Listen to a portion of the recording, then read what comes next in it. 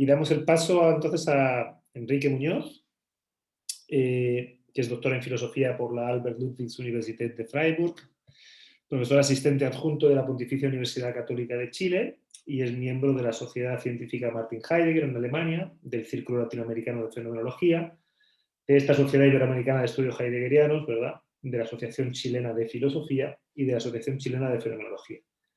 Su investigación se centra en el pensamiento de Martin Heidegger, Max Scheler, Edmund Husserl, Edith Stein y en la relación entre filosofía, migración y educación. Es autor del libro en alemán Der Mensch im Zentrum, aber nicht als Mensch, zur Konzeption des Menschen in der ontologischen Perspektive Martin Heideggers, publicado en Alemania en el 2008, y del libro Heidegger y Scheler, una relación olvidada, publicado en España en 2013. Su conferencia se titula Heidegger y la fenomenología de la migración. Adelante, Enrique. Gracias, Francisco, por la presentación. Bueno, buenas tardes a todas, a todos los colegas, los amigos. Gusto de verlos a muchos desde hace tiempo, a pesar de que sea a través de este formato. Voy a leer desde mi computador, entonces probablemente no voy a estar mirando la cámara, así que les voy a contar un poco lo que quiero hacer. Tal como decía Francisco, mi exposición se llama Heidegger y la fenomenología de la migración.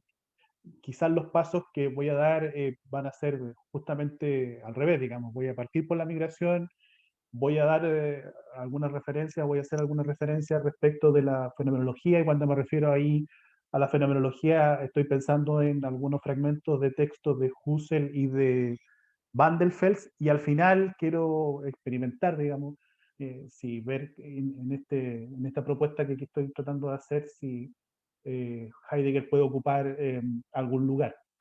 Entonces, parto leyendo mi exposición. El tema Heidegger y la fenomenología de la migración que denomina esta ponencia puede ser considerado inadecuado por algunos o desacertado por otros. Se tiene la imagen que la fenomenología clásica es una disciplina filosófica que pretende ser estricta, que aborda la conciencia pura, las reducciones fenomenológicas, algunas temáticas eidéticas, etc.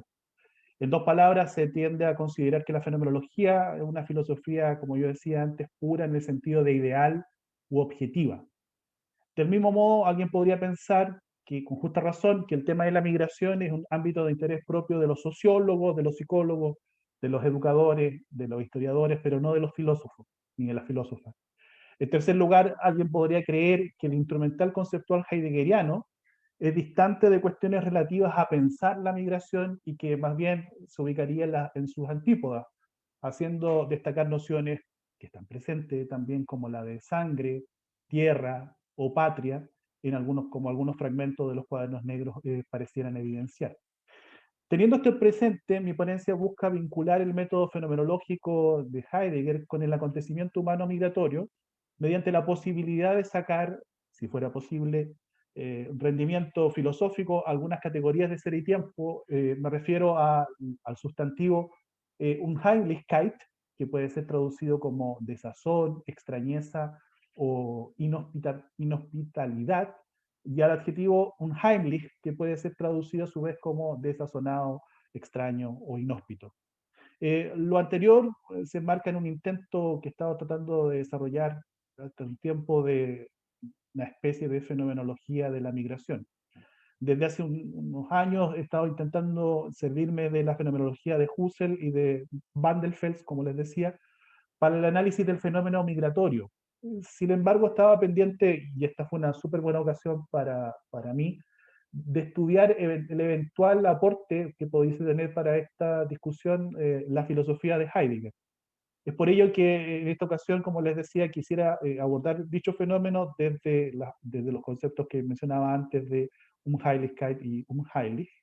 Y la pregunta que quisiera plantear es, como les decía antes, el rendimiento de estas nociones heideggerianas a la comprensión del fenómeno migratorio, y lo que quisiera plantear inicialmente apunta a que existe una, llamaría, relativa continuidad entre el pensamiento de Husserl, Heidegger y Van der Fels, en la medida en que esta inhospitalidad sería un fenómeno complementario un fenómeno complementario sui generis a los análisis de Husserl y Van der Feld, que permitiría pensar entonces el no estar o no sentirse como en casa, desde la perspectiva del fenómeno migratorio.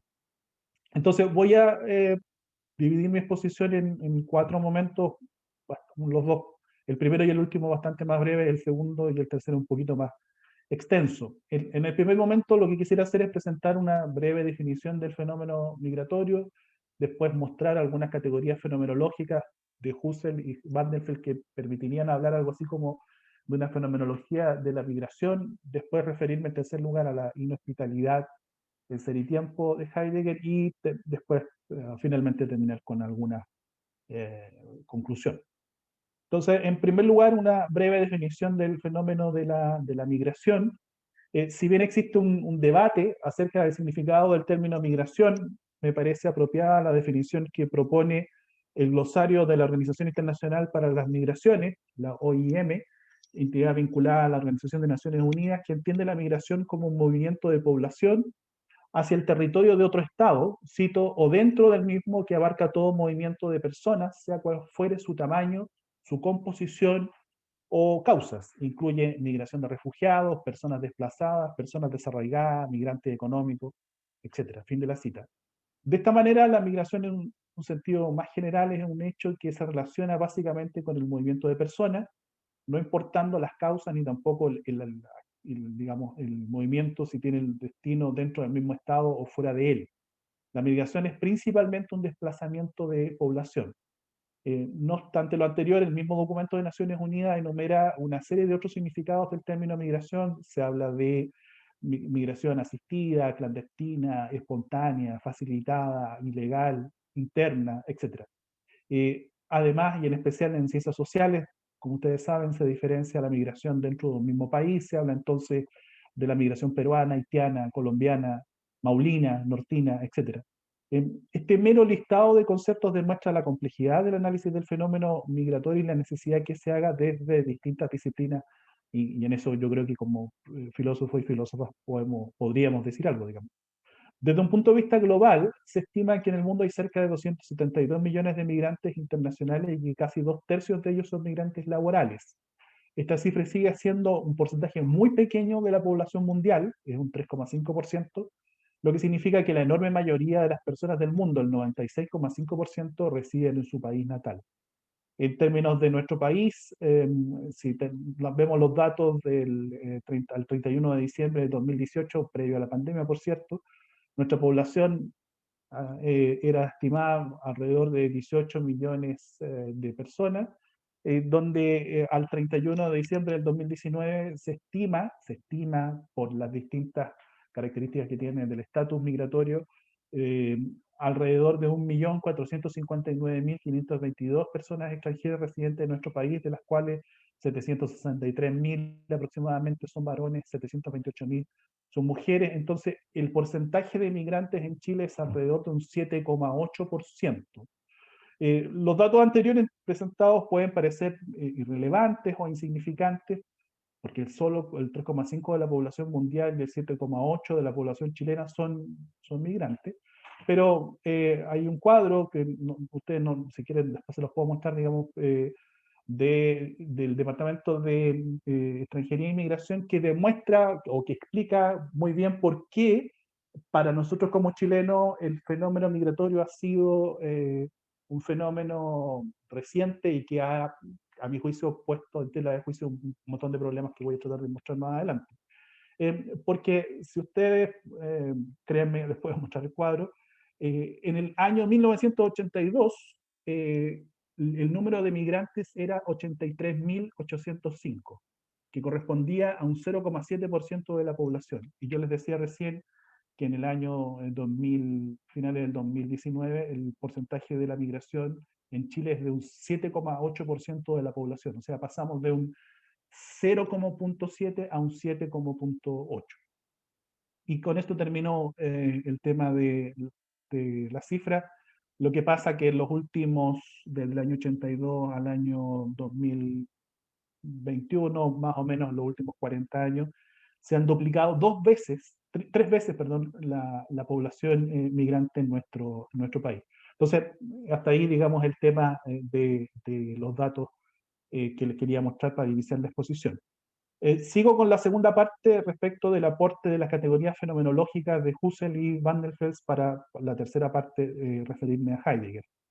En el apartado anterior les decía, he tratado de precisar el concepto de migración. En el presente apartado quisiera mostrar brevemente cómo la fenomenología de Husserl y Van der Fels pueden sustentar una fenomenología de la migración, intento en el cual, les decía en el siguiente momento, busco presentar el eventual aporte de Heidegger.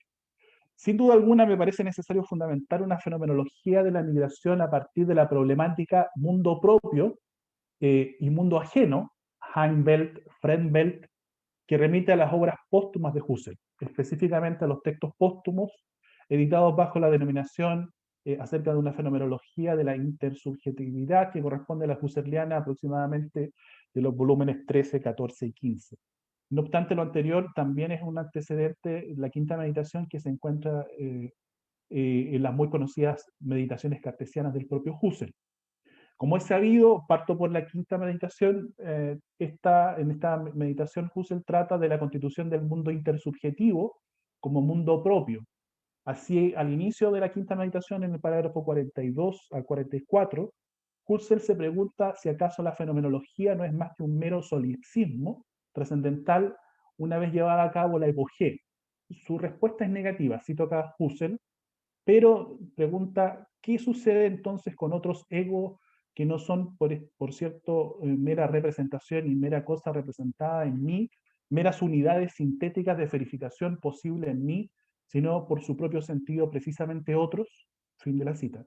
Husserl reconoce el tema del otro como un problema propio de la fenomenología que él denomina el problema del para mí ahí de los otros, el für mich da de anderen, o el problema que tiene otras presentaciones, o el problema de la teoría trascendental de la experiencia del otro, o de la llamada empatía de la Einfühlung. Con todo, el análisis husserliano complejiza la discusión porque relaciona el problema de los otros con el tema del mundo.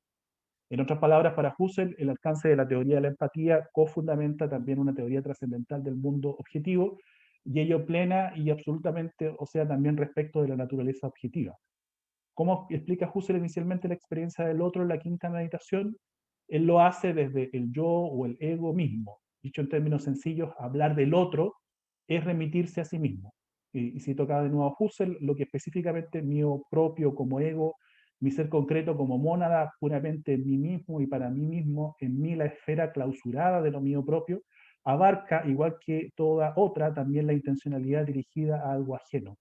El otro remite por su sentido constituido a mí mismo, el otro es reflejo de mí mismo, y sin embargo no es propiamente reflejo, es un análogo de sí mismo, y de nuevo no es sin embargo un análogo en el sentido habitual. Fin de la cita de eh, Husserl. De este modo, uno podría decir algo así como que yo trasciendo mi mundo primordial en el yo y el otro, y en el yo y el otro estamos juntos. En definitiva, me doy cuenta que mi mundo de la vida es siempre un mundo en el cual los otros están presentes. Por otro lado, hay un segundo nivel de la constitución del mundo intersubjetivo, esto es el mundo de la cultura que desarrolla Husserl en el parágrafo 58 de la quinta meditación. De este modo, todo ser humano, sostiene Husserl, existe precisamente en tanto que hombre de la comunidad que lo configura históricamente, comienza por comprender su entorno concreto, su cultura, según su núcleo y con su horizonte velado. Una comprensión más profunda que abra el horizonte del pasado, que es decisivo para la comprensión del presente mismo, le es posible por principio a cualquiera que provenga de esa comunidad en cierta originariedad, que solo a él es posible y que está vedada a un hombre de otra comunidad que entre en relación con aquella. Fin de la cita.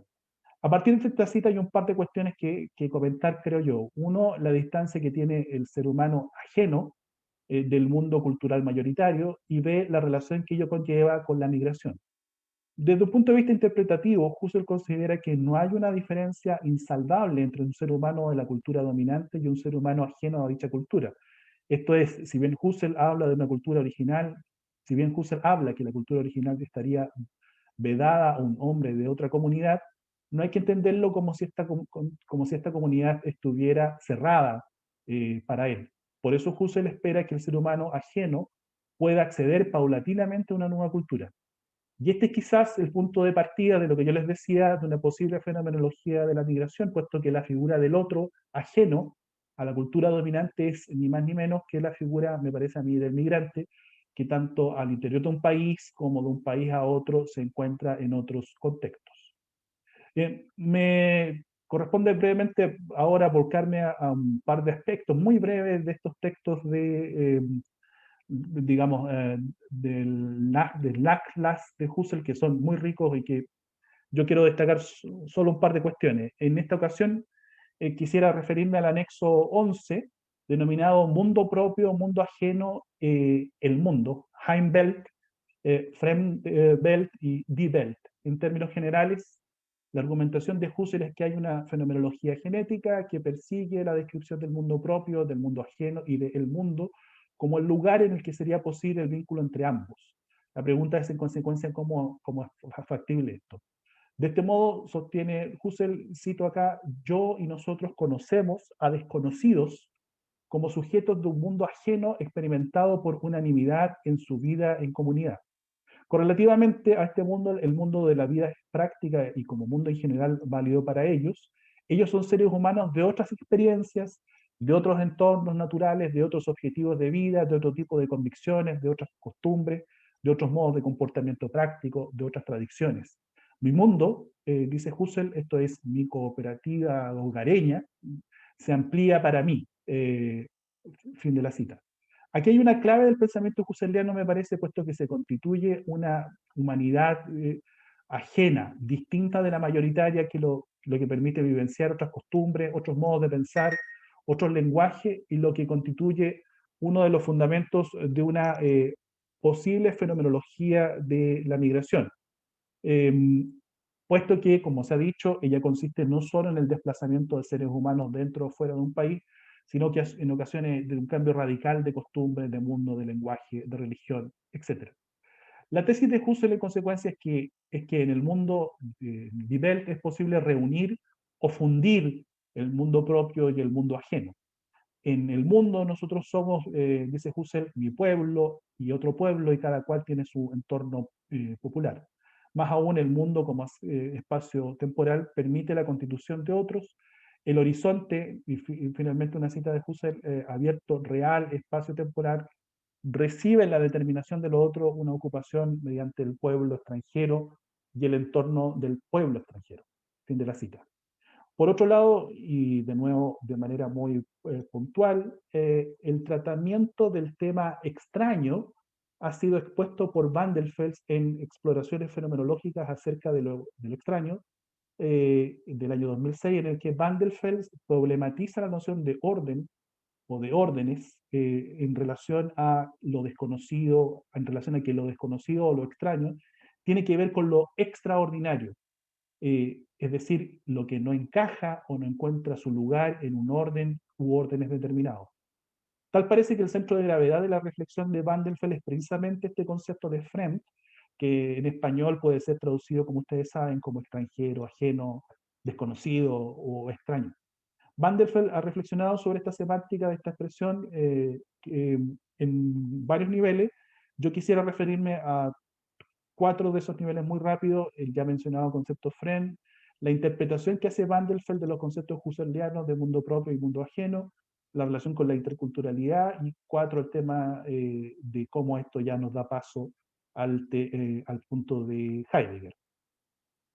Como se ha dicho, Van der Fels ha reflexionado sobre la semántica de la expresión alemana Fremd, que al ser traducido al español presenta distintos matices. La extrañeza en sus diversas dimensiones de lo ajeno, lo que pertenece a otro, lo foráneo, lo que es de otro, de fuera, y lo extraño, lo que es un modo de ser completamente distinto, desconocido, es un fenómeno que se muestra sustrayéndose a nuestra comprensión. Afirma Van der Fels que lo radicalmente extraño aparece como una irrupción y como un exceso que sobrepasa toda tentativa de asimilación. Así, un extranjero, Fremd, no necesariamente tiene que ser un desconocido, Fremd. Es, por ejemplo, lo que pasa con un estadounidense o con un español, cuyas culturas no son familiares.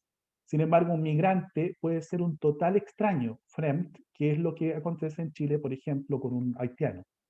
En cualquier caso, este mero ejercicio conceptual muestra que la migración puede ser abordada, de nuevamente, a mi juicio, desde la fenomenología, puesto que los significados de las palabras también encierran una visión de mundo que puede ser descrita. Un segundo tópico interesante, les decía, del pensamiento de Van der Velde es la renovada relectura que hace de los conceptos husserlianos de mundo familiar, Heimbelt y mundo extraño, Frenbelt desde la interculturalidad. La tesis de Van der Velde es que el mundo de la vida se divide desde un principio en mundo familiar y mundo extraño, de manera tal que lo propio y lo extraño se presentan con igual originariedad.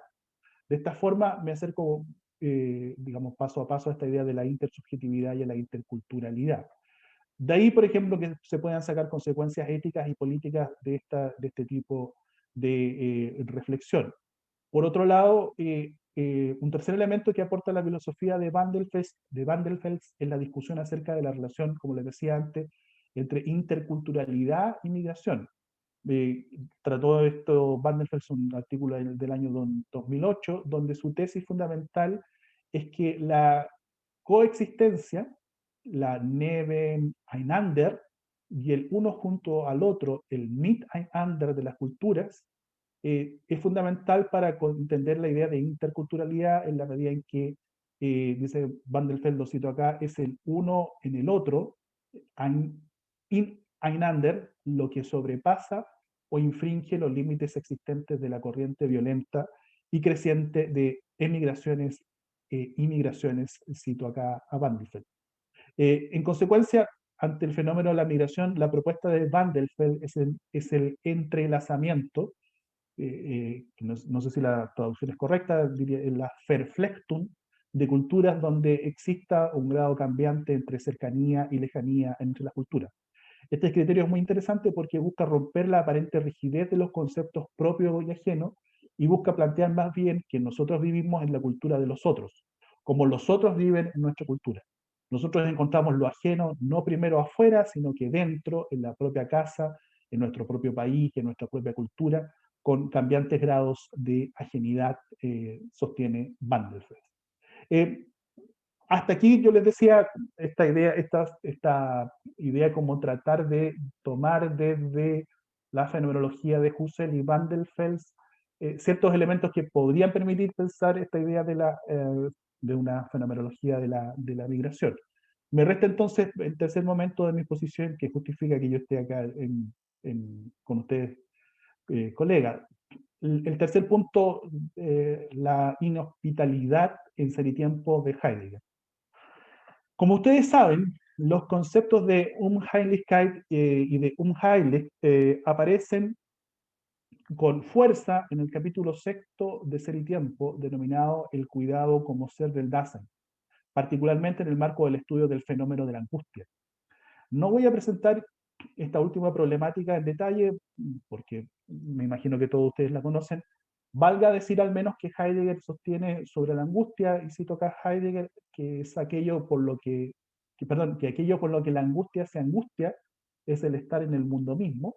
En la angustia se hunde lo circunmundanamente a la mano, y en general el ente intramundano. El mundo ya no puede ofrecer nada, ni tampoco la coexistencia de los otros. Fin de la cita.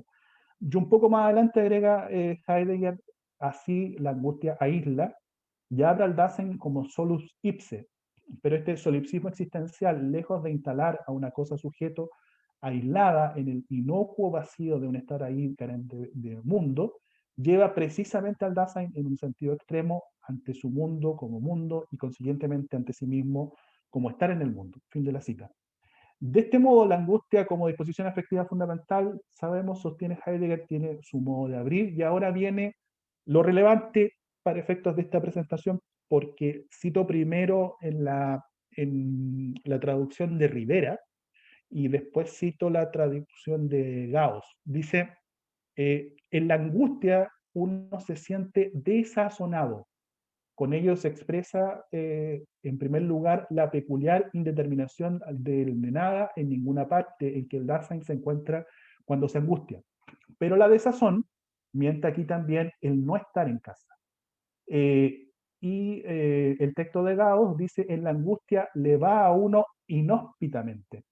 En ello encuentra inmediatamente su expresión la peculiar indeterminación de aquello de aquello, cabe lo cual se encuentra el ser allí en la angustia, el nada y en ninguna parte. Pero inhospitalidad quiere decir al par no estar en su casa. Fin de las dos citas. Me permito citar las traducciones de Gaos y Rivera porque esta cita tiene, creo yo, algunos niveles de análisis que uno pudiera hacer. Uno, naturalmente, las diferencias entre las traducciones de Rivera y Gaos. Segundo, una cierta interpretación que uno pudiera plantear del texto. Y tercero, cómo esto se relaciona con lo que hemos dicho respecto antes de Husserl y Van der Fels. La primera cuestión polémica es la opción que toma Rivera y que él mismo explica. Al final, en las notas del traductor Hacer y Tiempo, cito acá a Rivera en su traducción, dice, uno se siente desazonado, en alemán ist einem unheimlich, y después dice Rivera, literalmente, unheimlich significa terrible, pero etimológicamente esta palabra quiere decir que no tiene lugar, perdón, que no tiene hogar. Entonces, lo terrible de la angustia es que está como fuera de todo lugar. No tiene morada, no tiene dónde estar. Esta idea se podría expresar en castellano con la palabra inhóspito, como lo hace Gauss. Pero inhóspito significa aquello que no ofrece hospedaje y se refiere no al estar de nosotros fuera del lugar o fuera del hogar, sino al carácter que tiene un lugar que no es acogedor. Fin de la cita de Rivera en las notas a la traducción de Ser y Tiempo. A partir de la exposición hecha anteriormente, es decir, la que dice relación con Husserl y su tratamiento con las nociones de Heimbelt y Fremdelt, me parece que Rivera no acierta en la traducción de un Heimlich como desazón y que por lo tanto acierta de mejor manera con ella la propuesta de Gauss como inhóspito. Considero que no es forzar la lengua castellana, sino que acertar en la descripción del fenómeno, sostener que en la angustia uno se siente inhóspito. Uno podría decir de manera menos literal que en el fenómeno de la angustia uno se siente incómodo o desarraigado, sin querer psicologizar el fenómeno de la angustia e inclusive yendo más allá de ella, si se me permite, yendo más allá de Heidegger, lo que nos pasa a nosotros cuando llegamos a una ciudad nueva, dentro o fuera de nuestro país, es sentir el peso ontológico de un mundo o un lugar que nos puede hacer sentir inhóspito, o no, no necesariamente tiene que ser un sentimiento negativo. Puede ser la experiencia de quien viaja, no está, creo ahora, Hardy, estaba pensando en él, quien viaja desde una isla del archipiélago de Chiloé a estudiar a Valparaíso, la vivencia de aquel que como varios de nosotros o nosotras migró fuera del país a realizar estudios de posgrado, a las bellas pero a la vez inhóspitas ciudades norteamericanas o europeas, o al revés, la experiencia de quien viniendo del altiplano boliviano, de la selva colombiana o de alguna de las islas del Mar Caribe, se topa con la aparente seriedad, diríamos alguien fomedad, el formalismo, el provincialismo y las costumbres del chileno, y por qué no decirlo con todas sus letras, con el racismo y el clasismo que no son, creo yo, propios. Se produce entonces para aquel que llega a otro país o a otro país o a nuestro propio país el encuentro con lo nuevo, con lo desafiante, con lo bello que tiene otra ciudad o cultura, pero también con las hostilidades culturales, lingüísticas o sociales. No estoy diciendo que estas experiencias sean imperecederas, pero muchos de nosotros y nosotras, que más o menos hemos vivenciado este no estar en casa o no estar en su casa del que nos habla Heidegger.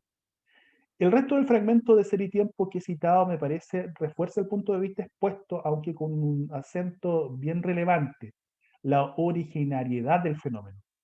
Se podría decir algo así como que no es tan negativo el no estar en casa, se lo digo yo, digamos, sino que es un modo de ser propio del Dasein. Es, por cierto, esto discutible.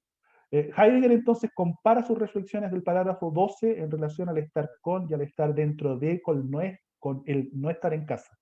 Cito a Heidegger. En cambio, desde la traducción nuevamente de Rivera, pero cuando aparezcan los conceptos los voy a mencionar. En cambio, cito, la angustia trae al Dasein de vuelta de su cadente absorberse en el mundo. La familiaridad cotidiana se derrumba. El Dasein queda aislado, pero aislado en cuanto a estar en el mundo. El estar en cobra el modo existencial del no estar en casa. es lo que quiere decir al hablar de desazón, dice Rivera, inhóspito, sostiene Gauss. Dicho con otras palabras, a Heidegger le parece que el tranquilo dejarse llevar por el uno o el C, el Das Man, esa cadente familiaridad es algo ajeno a una existencia humana auténticamente asumida, y por lo que hay que huir de esa aparente o adormecedora o acomodaticia familiaridad. Me parece entonces necesario recordar el siguiente pasaje de Ser y Tiempo. El tranquilo, cito, y familiar estar en el mundo es un modo de la desazón, de lo inhóspito del Dasein y no al revés. El no estar en casa debe ser concebido ontológico existencialmente como el fenómeno más originario. Fin de la cita.